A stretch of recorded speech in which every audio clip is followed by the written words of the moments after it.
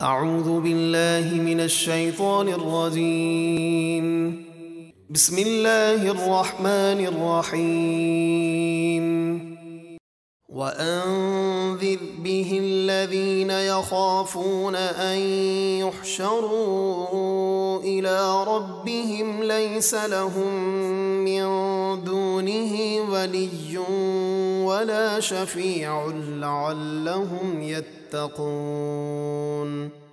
اور اے محبوب، اس قرآن کے ذریعے ان لوگوں کو ڈر سنائیں جو اس بات کا خوف رکھتے ہیں کہ اپنے رب کی طرف یوں اٹھائے جائیں گے کہ اللہ کے سوا نہ ان کا کوئی حمایتی ہوگا اور نہ اس کی اجازت کے بغیر کوئی سفارش کرنے والا۔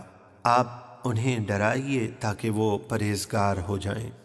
وَلَا تَطْرُدِ الَّذِينَ يَدْعُونَ رَبَّهُم بِالْغَدَاةِ وَالْعَشِيِّ يُرِيدُونَ وَجْهَهُ مَا عَلَيْكَ مِنْ حِسَابِهِم مِّن شَيْءٍ وَمَا مِنْ حِسَابِكَ عَلَيْهِم مِّن شَيْءٍ فَتَطْرُدَهُمْ فَتَكُونَ مِنَ الظَّالِمِينَ۔ اے حبیب، اپنے دربار سے ان لوگوں کو دور نہ کیجیے جو اپنے رب کی رضا چاہنے کے لیے صبح شام اسے پکارتے ہیں۔ آپ پر ان کے حساب سے کچھ لازم نہیں اور ان پر آپ کے حساب سے کچھ نہیں، یعنی سب کا حساب اللہ پر ہے۔ پھر بھی اگر آپ انہیں دور کر دیں تو یہ کام انصاف سے بعید ہوگا۔ وَكَذَلِكَ فَتَنَّا بَعْضَهُم بِبَعْضٍ لِيَقُولُوا أَهَٰؤُلَاءِ مَنَّ اللَّهُ عَلَيْهِم مِّن بَيْنِنَا أَلَيْسَ اللَّهُ بِأَعْلَمَ بِالشَّاكِرِينَ۔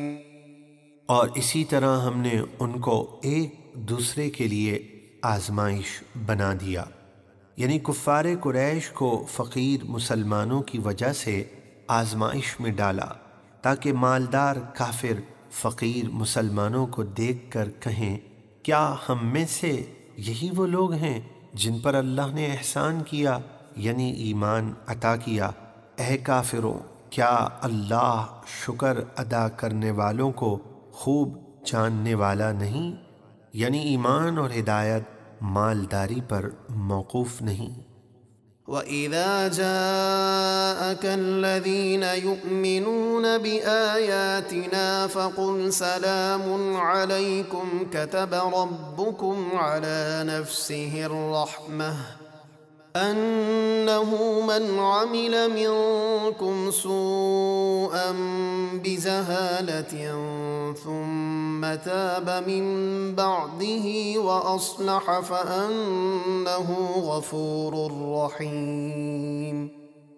اور جب آپ کے پاس وہ لوگ حاضر ہوں جو ہماری آیتوں پر ایمان رکھتے ہیں تو آپ ان سے فرمائیے تم پر سلام ہو، تمہارے رب نے اپنے ذمہ کرم پر رحمت اس طرح لازم کر لی ہے کہ تم میں سے جو کوئی نادانی کی وجہ سے برائی کر بیٹھے پھر اس کے بعد توبہ کر لے اور نیک ہو جائے تو بے شک اللہ بخشنے والا مہربان ہے۔ وَكَذَلِكَ نُفَصِّلُ الْآيَاتِ وَلِتَسْتَبِينَ سَبِيلُ الْمُجْرِمِينَ۔